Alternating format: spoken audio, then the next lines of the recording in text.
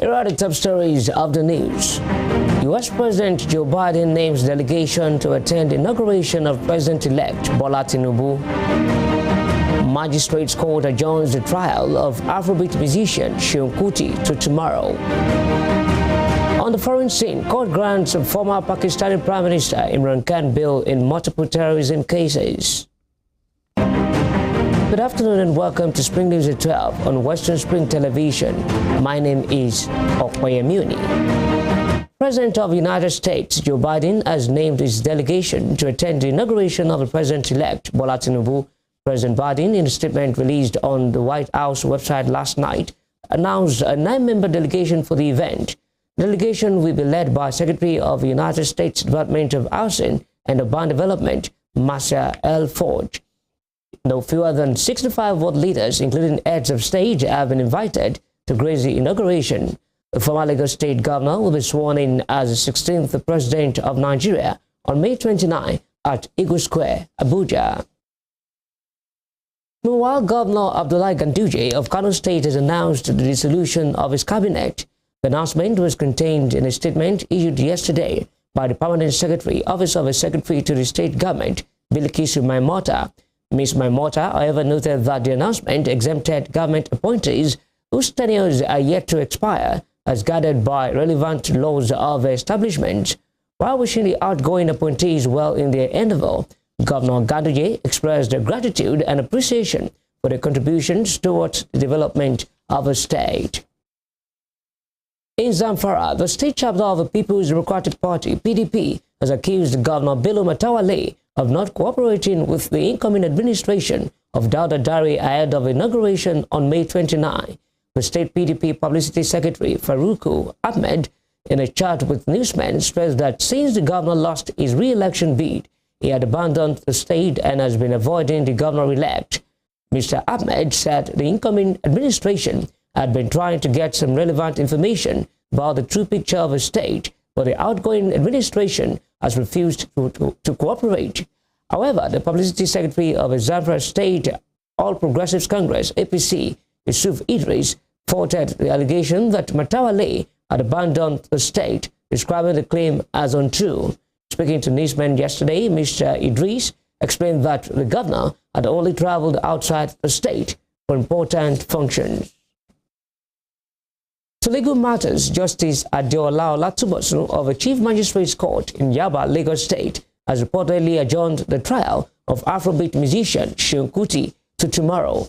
The trial, which was slated for tomorrow, was said to have been adjourned as a result of a judge's absence from the court. Seun Kuti was arrested for assaulting a police officer on the 3rd Mainland Bridge, prompting Inspector General of Police Usman Baba to order his arrest. Moving on, the Presidential Election Petition Tribunal has refused a request for live broadcast of its proceedings. A 5-member panel of a court led by Aruna Samani held that the application lacked merit.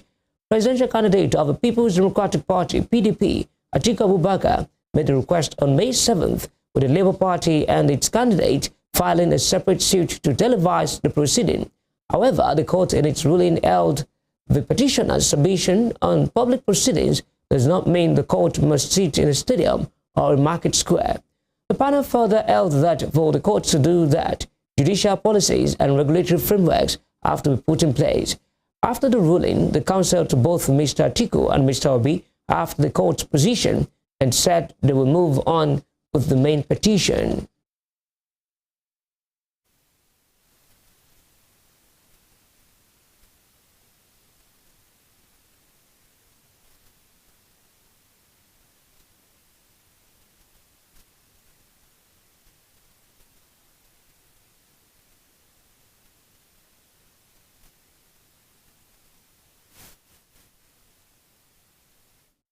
In the meantime, the Rivers State Election Petition Tribunal has struck out the petition filed by the All Progressives Congress, APC, following the withdrawal of the party's counsel.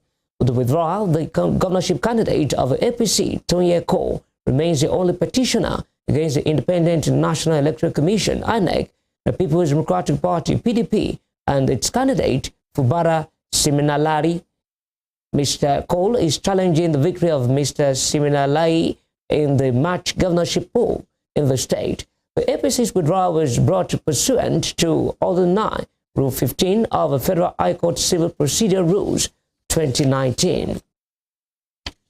Here in Osun State, some indigents of Igbajo town yesterday marched to the state secretariat, Abere, in a peaceful protest to express their dissatisfaction on the kingship tussle in the town.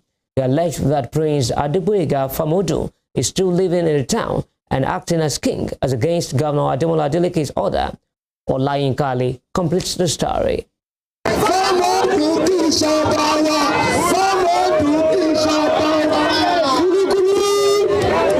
Some indigents of Igbajo town in Boluwaduro local government area of Osun State led a peaceful protest to the state secretariat, Abere, this morning to express their dissatisfaction over the current situation surrounding the kingship in their town.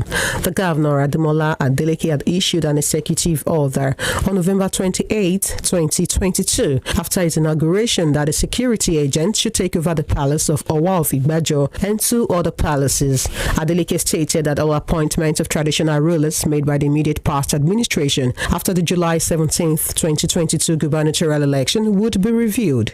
Following the order, the indigents revealed that the former APC chairman in the state, Prince Adegboyega Famodu, who was appointed by the Adegboyega Etolas-led administration, is still posting as the king and attending meetings as the traditional ruler in the town. The indigents who took turns to talk at the entrance of the secretariat revealed that the monarch still wears crown as the king and stays in the palace as against the order of the governor.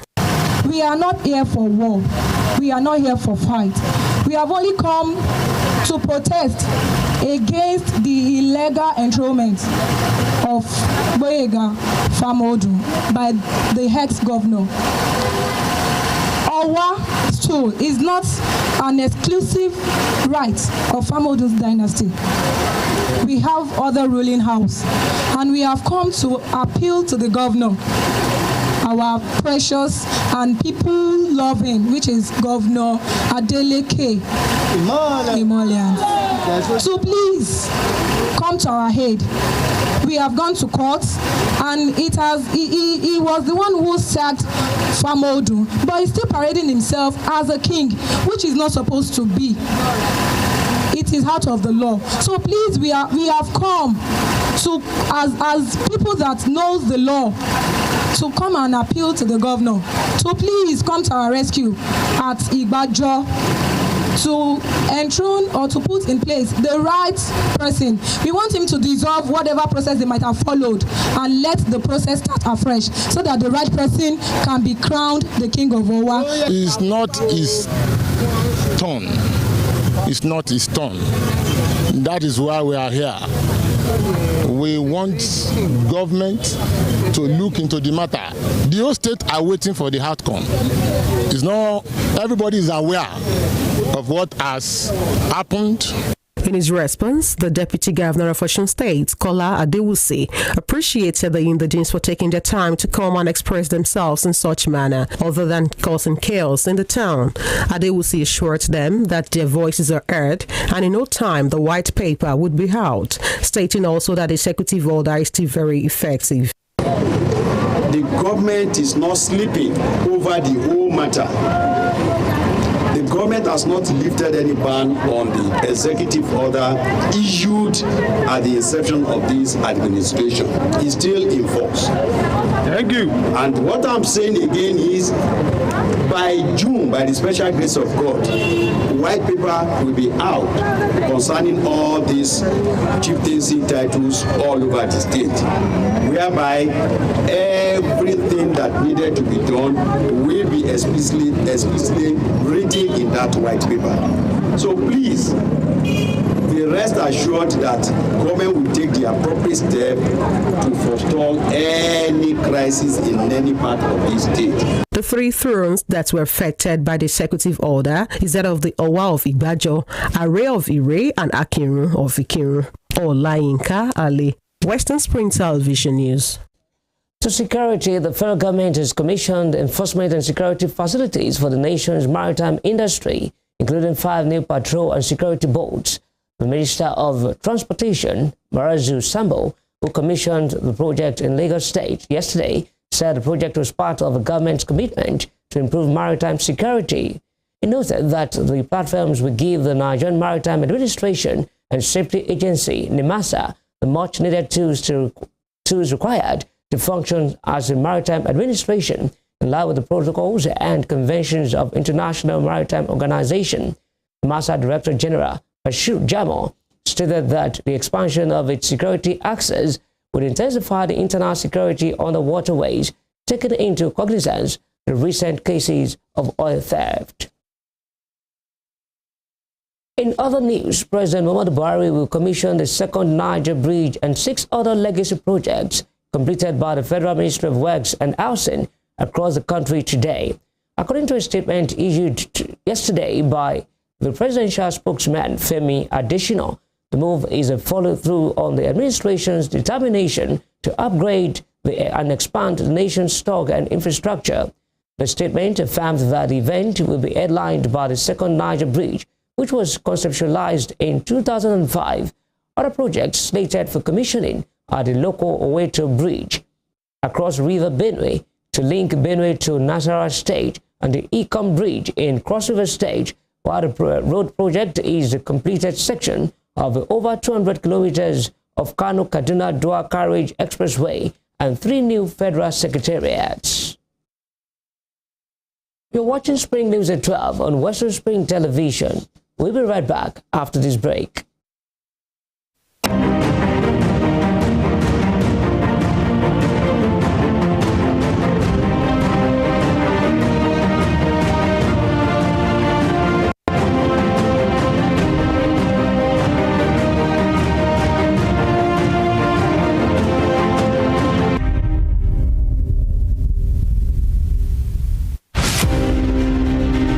The Berlin Conference of 1884 defined the configuration of Africa, which hitherto existed as a continent of multiple kingdoms and empires under native rulers. The conference, otherwise referred to as Congo Conference, regulated European colonization and trade in Africa as initiated by German leader Otto von Bismarck. The Berlin Conference is often called the scramble for and partitioning of Africa, as each of the imperial powers carved separate portions of the continent for themselves without recourse to racial and cultural identities and differences. 137 years after the Berlin Conference was held, Africa remains a legitimized playground for European nations that sought to exploit its wealth and resources and manipulate its human capital to promote trades and investments of Western powers. Western Spring Television identifies the Berlin Conference as a major event in history.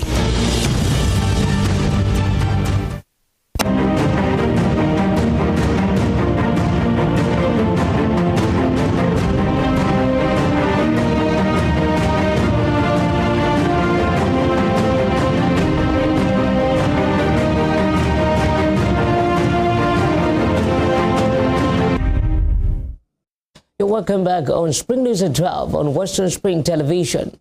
Now to the rest of the stories. The governor of Ondo State, Rotimi Akeredolu, has urged the president-elect, Bola Tinubu, to take the subject of power devolution seriously in his government. Mr. Akeredolu is also the chairman of the Southern Governors Forum, reaffirmed the need to transfer authority to the states since it was too excessively concentrated at the federal level. Akeredolu said these are the 59th Founders Day Anniversary Lecture Award and endowment of the Adeyemi Federal University of Education, Ondo. The governor, who was represented by Special Advisor on Union Matters and Special Duties, Mr. Dare Aragbaye, objected to the country's current constitution, which gave the federal government a great deal of power, and insisted that the federating units must be able to direct local development. Talking business, President Muhammadu Buhari yesterday expressed the confidence that the 650,000 barrels per day Dangote Petroleum Refinery in Lagos will enable Nigeria to achieve self-sufficiency in refined products and have surplus for export. President Muhammadu Buhari stated this as he inaugurated the refinery, an illustrious project expected to catalyze the transformation of Nigeria's energy sector.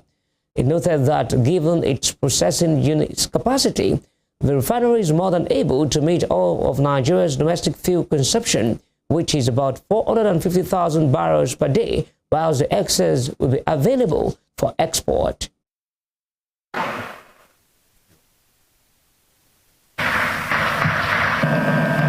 I often sense a quiet expectation that our country is blessed with resources and human capacity to lead Africa's rise to economic prosperity and the attainment of Agenda 2063, the Africa we all want.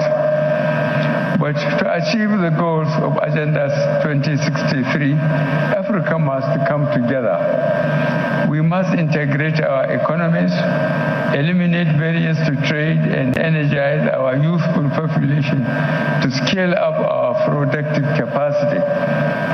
We must create necessary conditions for our private sector to grow and partner with the public sector to accelerate economic growth across the continent.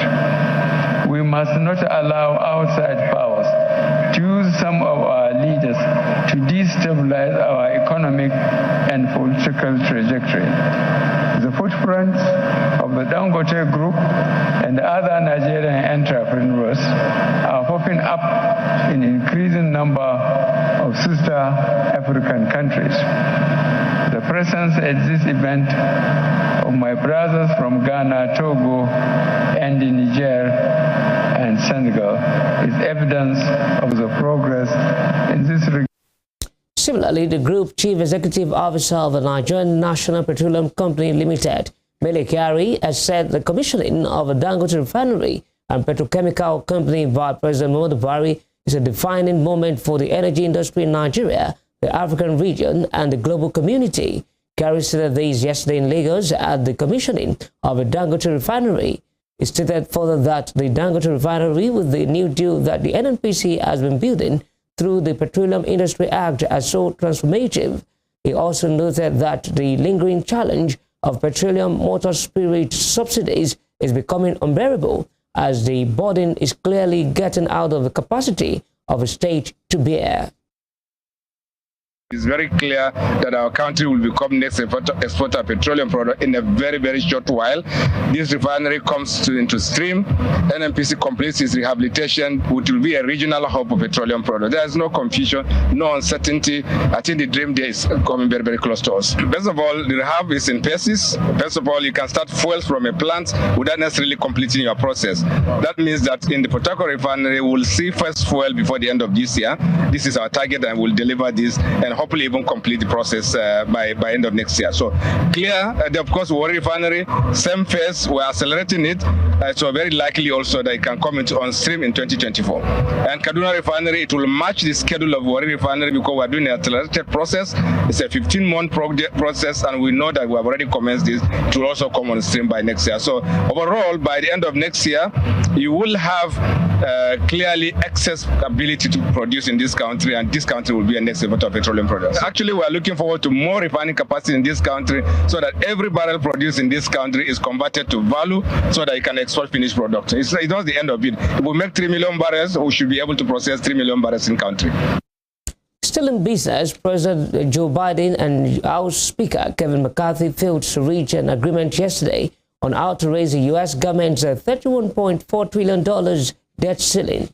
With just 10 days before a possible default that could sink the U.S. economy, the Democrat and the Republican vowed to keep talking.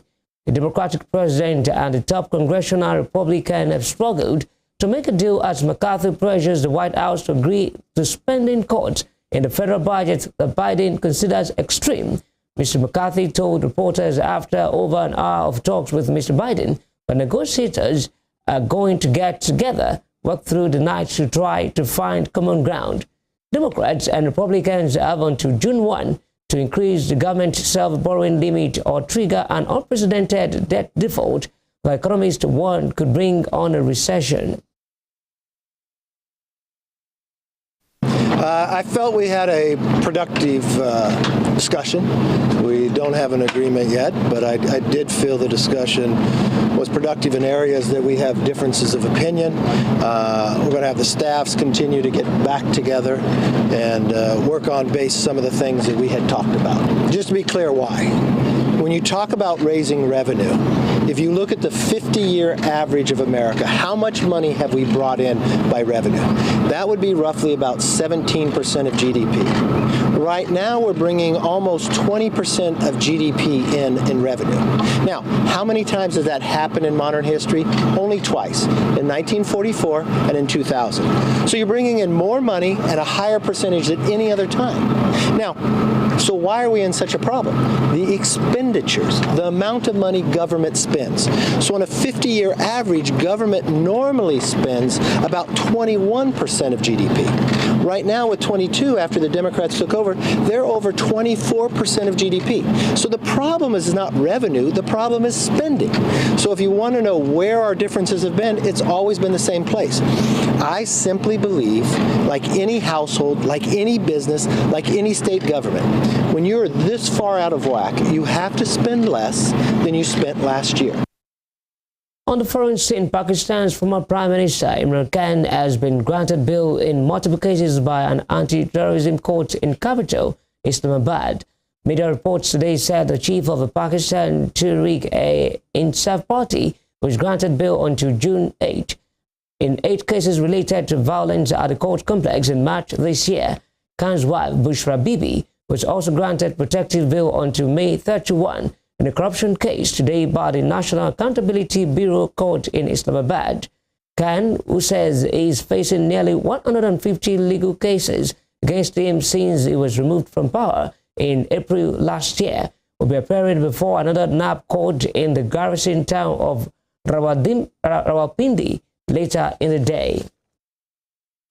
To the Russia-Ukraine war, Ukrainian President Volodymyr Zelensky has said he visited frontline troops to congratulate them on the Day of the Ukrainian Marines. Mr. Zelensky posted photos online showing him presenting awards and posing for a group photograph with his forces in a dimly lit location. Mr. Zelensky recently returned to Ukraine after attending the Arab League Forum in Saudi Arabia and the G7 summit in Japan, seeking further support in the defense of his country against Russia. Meanwhile, German Defense Minister Boris Pistorius has said Germany is looking into options to support a coalition of countries that plan to train Ukrainian pilots to fly F-16 fighter jets. However, he added that any potential German contribution could be minor only, as Germany itself does not own the US-built jet. In the meantime, a sanctioned Russian official has visited Saudi Arabia and met with his counterpart days after Ukraine's president made his first visit to the Gulf nation.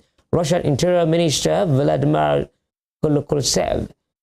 His visit underlines how the kingdom and Gulf Arab states have maintained their relations with Moscow amid the Ukraine war. According to the state-run Saudi press agency, he met with Saudi Interior Minister Prince Abdulaziz bin Saud. It was reported that during the session, they discussed ways to enhance security cooperation parts between the two countries, in addition to discussing a number of issues of common interest.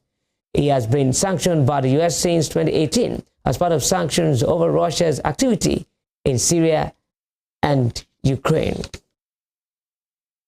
And out of sports, Newcastle have qualified for the Champions League for the first time in 20 years after a 0-0 draw against relegation-haunted Leicester yesterday. Fifth place, Liverpool's draw with Aston Villa on Saturday meant Newcastle needed just 1 point from their last 2 games to be assured of a Champions League place. Eddie Howe's third-placed side achieved their target at the first attempt at the jubilant St. James's Park. Newcastle's remarkable rise from relegation candidates to a top 4 finish in the Premier League in just 18 months is a tribute to Howe's management and financial might of the club's Saudi-backed ownership group. Eddie Howe, speaking on the upcoming transfer window, said his side must get it right. Amazing to have done it, and as you say, the former managers that have achieved that here are club legends. So I have a lot to prove, I feel. But when I came here, creating history and trying to bring success to Newcastle was very much on, after trying to stay in the league, was very much on our thoughts of what we hope to do. Be important for us. We've got to try and get it right, and that's going to underpin our success, really. So I think we've been really, really good in the 3 transfer windows so far since I've been here. The challenge gets harder and more difficult because now we've become a better team. There's less players that will make us better, so it's going to be a big window for us. Still in football, Brazil's iconic Christ the Redeemer statue has switched off its lights in a show of support for Real Madrid forward Vinicius Jr. following racial slurs from Valencia fans at the Mestalla Stadium in Spain over the weekend. The lights of the national landmark in Rio de Janeiro, the same state where Vinicius Jr. was born, were switched off at 6 p.m. local time yesterday for an hour. The Archdiocesan sanctuary that manages the monument turned off the lights in cooperation with the Brazilian FA and the Observatory of Racial Discrimination in Football. Earlier, Brazil government had said it formally protested to the Spanish ambassador and would lodge an official complaint with authorities in Madrid over the latest racist abuse directed at the footballer. Before we end the news, here's a recap of our top stories. President of the United States, Joe Biden, has named his delegation to attend the inauguration of the President-elect, Bola Tinubu. Justice Adeola Olatunbosu of the Chief Magistrates Court in Yaba, Lagos State, has reportedly adjourned the trial of Afrobeat musician Seun Kuti to tomorrow. On the foreign scene, Pakistan's former Prime Minister Imran Khan has been granted bail in multiple cases by an anti-terrorism court in capital Islamabad. You can follow us on our social media handles on Facebook, Instagram, and Twitter at Western Spring Television. You can also watch us live on our YouTube channel at Western Spring Television. That ends Spring News at 12. I am Okoyemuni. Thanks for watching.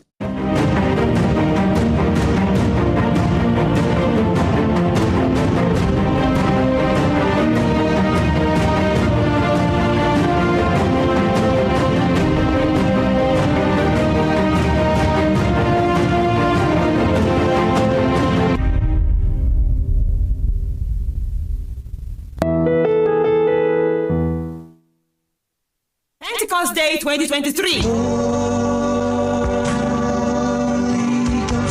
Osho State Christians invite all and sundry to this year's Pentecost Day celebration, holding on Monday, 29th May 2023 at Technical College Playground, Oshobo. It is a day to receive the power of the Holy Spirit, a day of deliverance from evil, a special day to move to the next level, moving from breakdown to breakthrough, and the day of stopping the enemy from performing. Ministering are Bishop Mike Bamidele, the Vision Convener, and other prominent servants of God. There will be fire conference at 10 a.m. while the Pentecost Day celebration proper takes off at 2 p.m. Join us to celebrate this glorious day. The Holy Spirit will move. Come and have a Pentecost Day experience as witnessed in the Bible. Surely your life will be better. For inquiries, call these numbers: 0803-583-3654, 0803-383-9745. Monday, 29th May 2023 is Oshun Pentecost Day celebration. Please keep the date. Announcer, Pentecost Day celebration